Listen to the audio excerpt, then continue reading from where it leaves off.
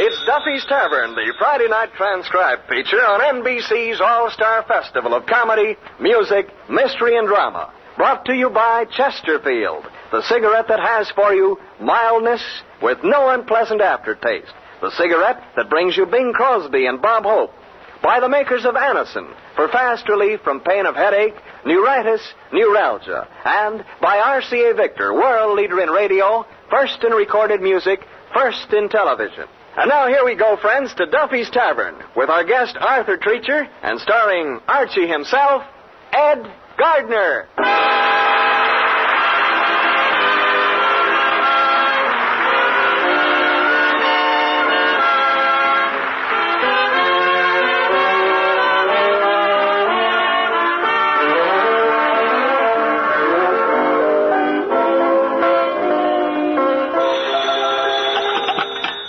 Duffy's Tavern, where the elite meet to eat. Archie, the manager, speaking. Duffy ain't here. Hello, Duffy. What's the matter? You sound like you've got distemper. You heard there was a big fight here last night? Duffy, it was nothing. All that happened was, you see, at 12 o'clock, I went up to Swede Johansson, and I told him to go home. Well, you know, Johansson, he always gets cockeyed on one drink. Usually the 17th.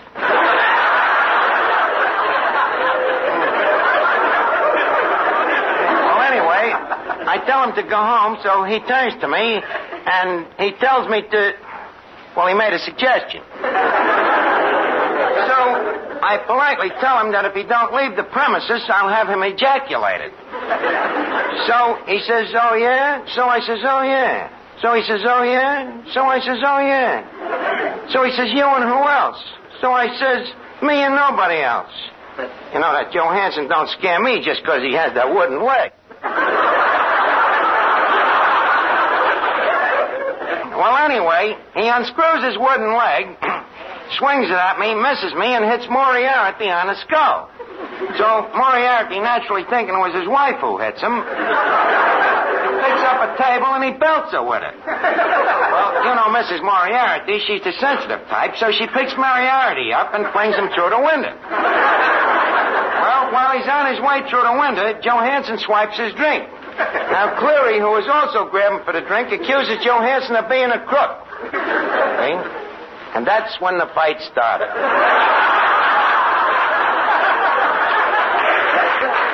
Well, Duffy, don't blame these Donnybrooks on me. Just figure it out for yourself. Anybody who'll eat in a place like this is just naturally reckless. Well, look, I'll call you back. I gotta clean the place up in case of a counterattack. Yeah, okay. Hey, Yasha. Yasha Panyaslavnik. How do you do?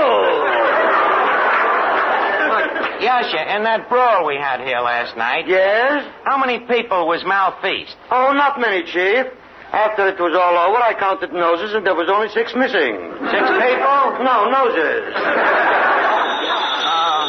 Hello? Oh, Callahan. Did we find your what? Uppers or lowers? Well, do you remember where you last had them? In Moriarty's leg, huh?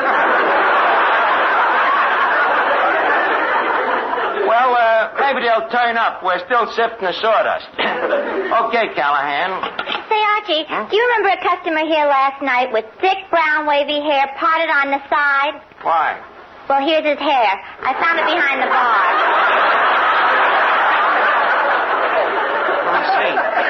Hey, Miss Duffy, that's Schultz's toupee. How do you know it's Schultz's?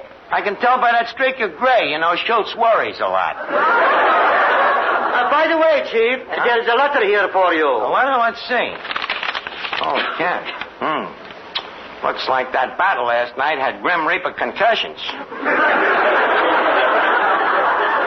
What do you mean? This letter is from the bank that rents us this building. They're sending a man down here tonight, and I'm afraid they ain't going to give us a new lease for next year. Not going to give us a new lease for next year. Why don't you outsmart him, Arch? Outsmart him? Yeah. How, Finnegan? Use the old lease for another year. This is no time for idosities. This is a serious thing. Might mean that Duffy's Tavern will be closed up. Closed Duffy's Tavern? Yep. But, Arch, they might as well take the lights out of Broadway. They might as well take the heart out of Texas. They might as well take the overalls out of Mrs. Murphy's chowder. Now, Finnegan, don't get over emotional. They might as well take the missus out of Mississippi. Finnegan. The trees out of Brooklyn. The gravel out of Gertie. Finnegan, calm yourself. But, Arch, what are you going to do if they close the place? What do you mean? You might have to go back to work. Finnegan, ain't gonna be that drastic, and if it is, so what? That's life. You gotta take the bitter with the sour. Excuse me. Huh? Are you the manager here? I am that home. And, who are you, pray, sir? I'm the attorney from the bank. Oh, they sent an attorney, huh? Well, don't scare me none. I would like you to know, sir, that you are dealing with a fellow shyster. This I can believe. Thank you. Now, to get down to business, as I have construed from your letter, your bank is trying to get us to disvacuate, unfranchise, and otherwise dispremisate the said premises. Is that correct, sir? Well, that's the general idea. I see, and I suppose you realize, sir, that the law clearly states that the present status of the quo per lease per fiscal remains mandamus until you can prove a delectus necktie. Now, look, Blackstone. Huh? All I know is that we're not going to renew your lease. And for what modus operandi? For the modus operandi that this place is a dive, that you're always having riots and fights, and that the place is a vastly disgrace to the neighborhood, if not to mankind.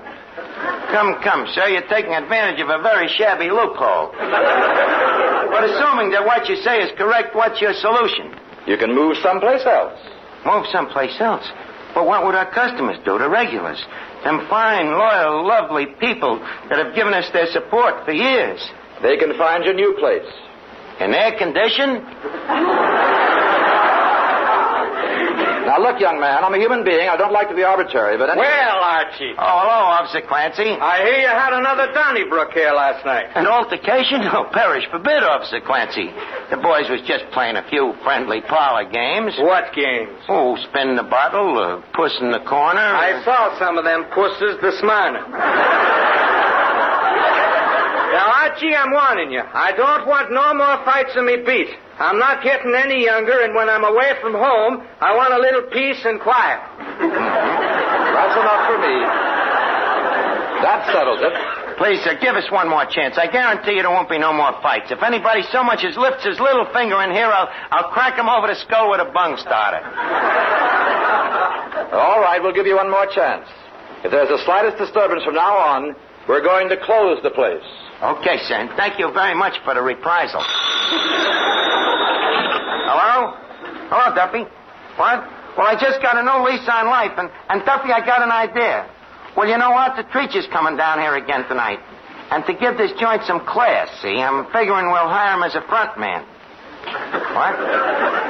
Look, Duffy, maybe you think he's a bum, and maybe I think he's a bum, but the fact that he's British gives him class. Is his accent real? Look, Duffy, if he was any more British, he wouldn't be able to talk at all. And with a high-class, dignified guy like him working here, it'd give us a tea room atmosphere, you know. Tea room, you know, where the palms is potted instead of the customers. Okay, I'll leave you know. Listen, Archie. Yeah, Miss Duffy. If you want to make this place high class, what's wrong with making me the hostess? Well, nothing except what we're trying to do is make the place a little more refined. You mean to tell me that I ain't refined? You heard me. You ain't refined. I ain't refined. I ought to bust you in the snoot with a plate. All right, so you're refined. Not only that, but there's something about me that when there's other people around me, they act refined, too. What do you mean? Many's the time some uncouth fellow will follow me on the street and whistle at me. But the minute I turn around, they look at me and say, "Oh, pardon me."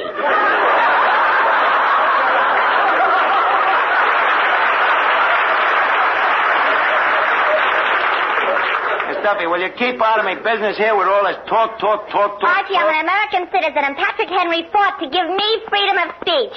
Okay, so go talk to Patrick Henry. Okay. The nerve of that jerk. Me, not refined.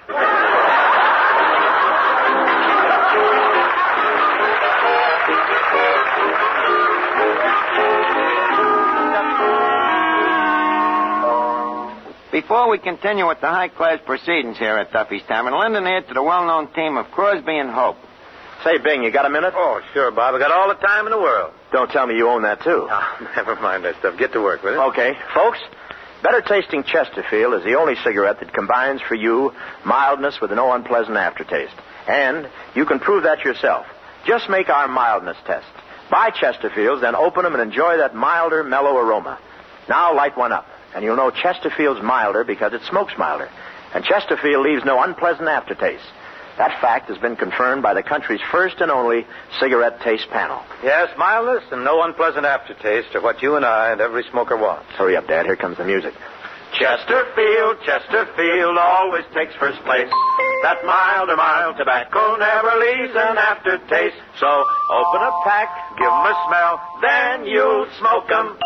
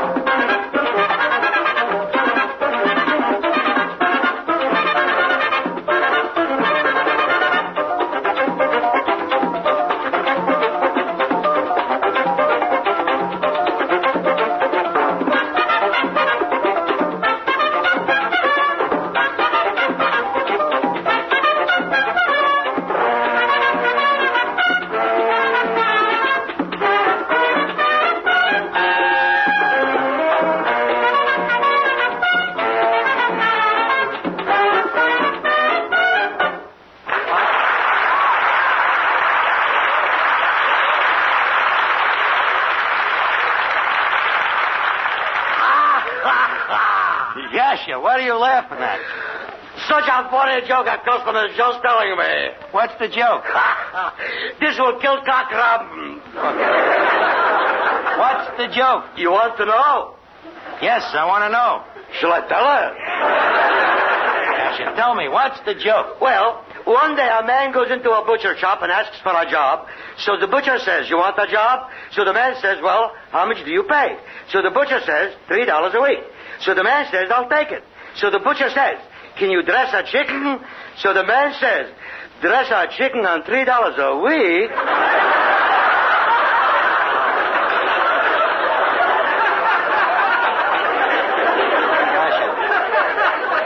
Who told you that crummy joke? The customer there in the corner. Say, Chief, I'm just thinking, maybe we could give him a job here telling jokes. Why? To stop the fights. You think telling jokes like that would stop fights? Most of course. It would keep the customer's mind off the food, anyway. Well, okay, call the guy over. That bank threatening to close this place. I want to try anything to stop the fights around here. Well, Chief, here he is. Happy Dan, the minstrel man. Hello, Happy. Glad to meet you, old pal. Yes, sir, glad to meet you. Let it rain, let it drizzle. Happy Dan will make things sizzle. Yes, sir. Ladies and gentlemen, as the man said when he walked into the morgue, hello, everybody. Yes, sir, that's a sample. Speaking of marriage, there's many a man who lives by the sweat of his frown. Hold it, Happy. Joe Hansen, put down that wooden leg. The other day, my brother son-in-law happened to say to me, Happy, where were you born? I said, Texas. He said, what part? So I said, all of me. Cut it out. Harrigan, put down that brick. Sorry, Bud, you missed me. Speaking of food, I was out to my uncle's fruit farm last summer, and I said, what do you do with all the fruit you grow? And he said, we eat what we can, and what we can't, we can't. You get it? What we can't, we can't. Throw the phone out. Quiet, everybody. Take to the hills. Quiet, everybody. You want to get the joint finished? Archie, you took the words right out of me mouth. Wait a minute, officer. You heard what the bank man said. But look, Clancy. No alibis, Archie, and this is your last warning. If there's any more trouble, I'm going to dispossess you for the bank, arrest you for the police, and belt you one for myself. And that's final. Goodbye. Hey, Chief, ain't that Arthur Treacher coming in? I say, really. Forgive me, I say, but I can't control myself. Dear. It must be a good joke. Tell me, what is the joke I just heard. As I was going home, I was coming in here. You know what it is? It's awfully good. You'll love it. You'll definitely love it. We eat what we can and what we can't. It's awfully good. Listen, wait a minute. Wait a minute. Oh, you'll die laughing yet. What we can't, we put up in tins.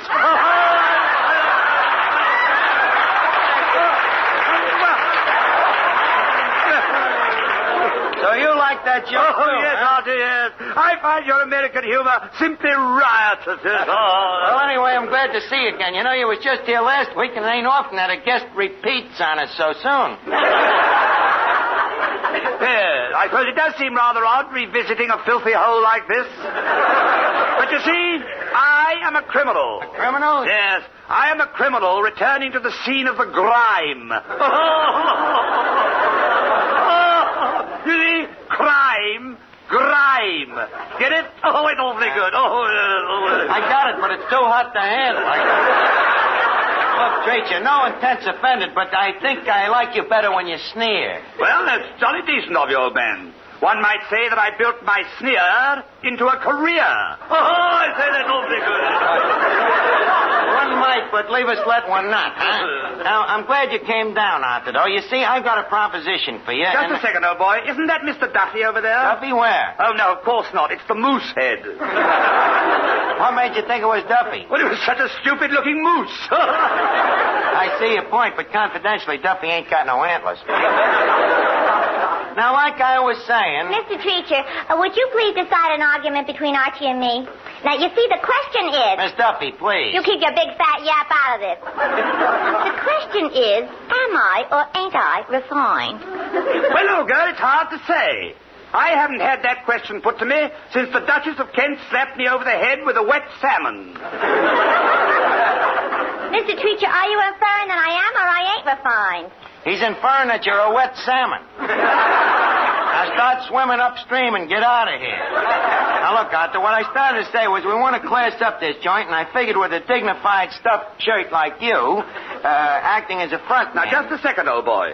You want me to be the Boniface of this costermonger's caravanserai? Vaguely, just the point, yeah. And with you here as the head costermonger, it won't have to be such a canveransity, you know? So what do you say? We'll pay you $3 bob and tuppence per fortnight, and we'll guarantee you absolute authority. You're the complete boss of the pub. I'd be the boss? Absolutely. You can kick the rest of us around all you want. The situation is beginning to sound very intriguing. Thank you. When do we start? Anytime you want. Very well. Turn around.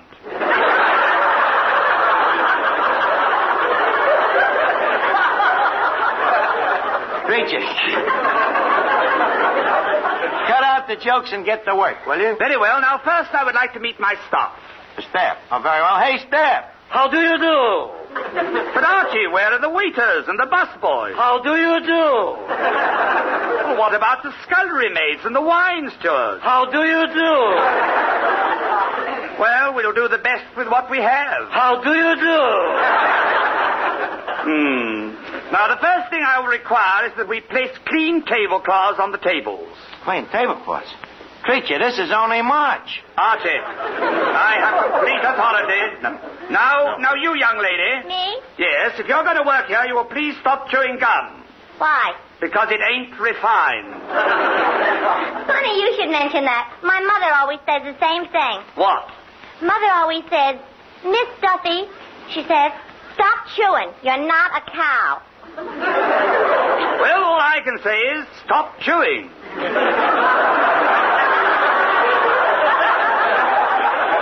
Archie? Yeah? Get a pail and mop. A pail and a mop? Yes, and scrub the floor. Me scrub the floor? Holy cat, I'm afraid I've created a Frankenfurter. But Arthur, it shall be done. Can you, Slavnik? Yes? Get a broom and sweep those cobwebs off the ceiling. Sweep the covers off the ceiling? Yes. Who goes near the ceiling?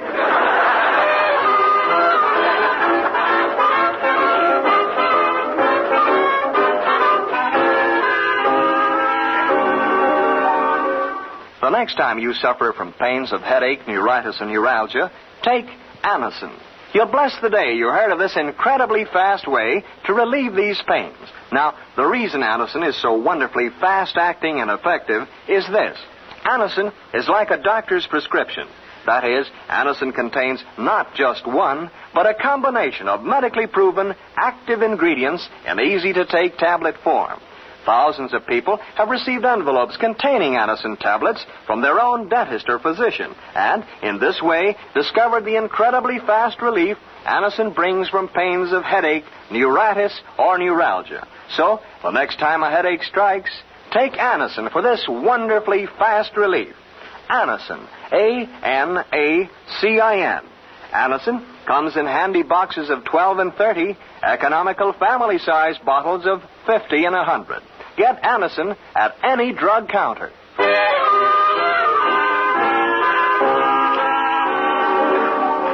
That creature, the way he's kicking us around, we'd be better off if the bank dispossessed us. Attention, everyone. Yes, Creature. The Duffy's Tavern improvement class will now come to order. Class? You mean we're going back to school? Precisely. I am the teacher, and you are the pupils. Now, I notice that the spelling on the menus is atrocious. Archie, how do you spell filet mignon? Simple. F-I-L-L-Y. F-I-L-L-Y, that's a horse. At Duffy's Tavern, you take what you can get. Next question, please. How do you spell hors d'oeuvre? What's that? Hors d'oeuvre. Arch, I think that's them horses' doobies. Oh, that's the same thing. F-I-L-L-Y.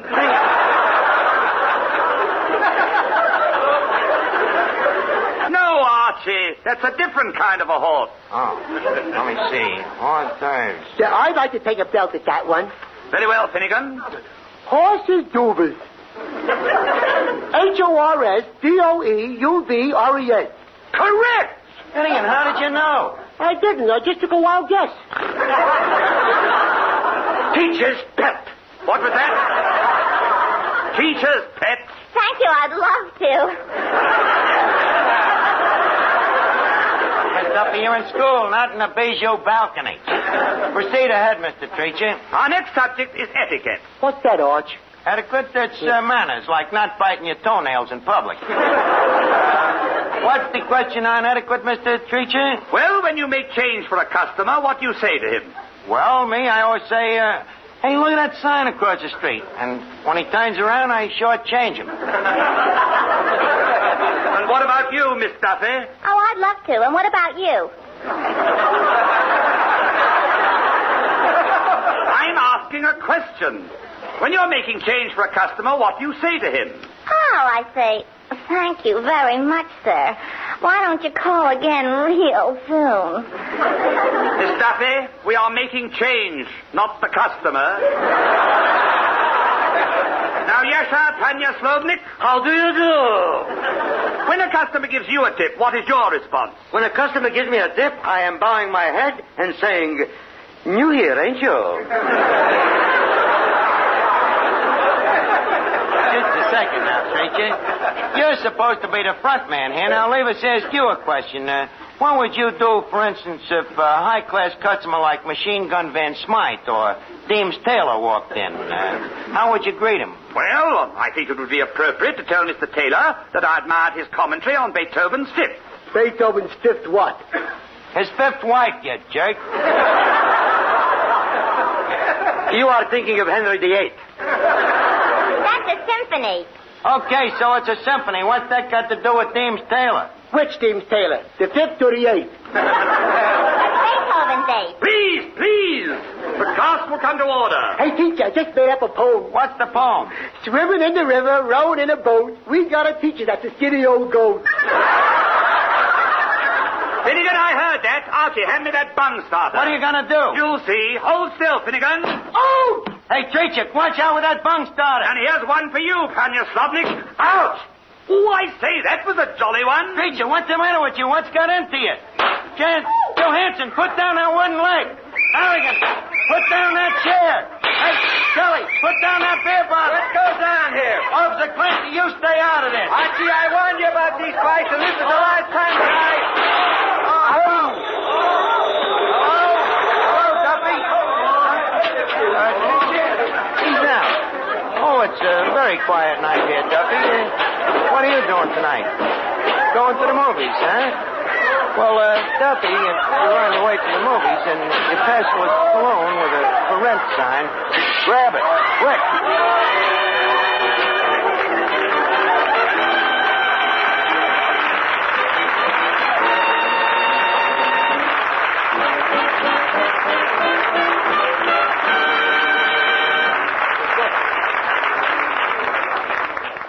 Here's a word from RCA Victor. Inch for inch, your best buy in television is RCA Victor 19-inch. Yes, a great many families have taken this advice to heart and bought the thrilling RCA Victor 19-inch. Truly the most exciting buy in television. When you buy television, remember that the set you choose will be the very hub of your home for years to come. So, select the screen size you'll really want most. The bigger and better RCA Victor 19-inch pictures are the just right size for family viewing. Big enough to watch from across the room, and yet so clear and sharp you can sit up close. That's RCA Victor's million-proof quality for you. Quality proven in over 2 million homes. Your dealer can show you RCA Victor 19-inch television in a table model, a console floor model, or a combination television radio phonograph. See them, learn why, inch for inch, your best buy in television is RCA Victor 19-inch. Listen again next week, friends, to Duffy's Tavern, the Friday night transcribed feature on NBC's All-Star Festival of Comedy, Music, Mystery, and Drama.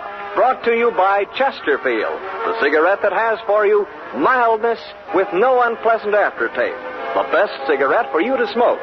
By the makers of Anacin for fast relief from pain of headache, neuritis, neuralgia. And by RCA Victor, world leader in radio, first in recorded music, first in television.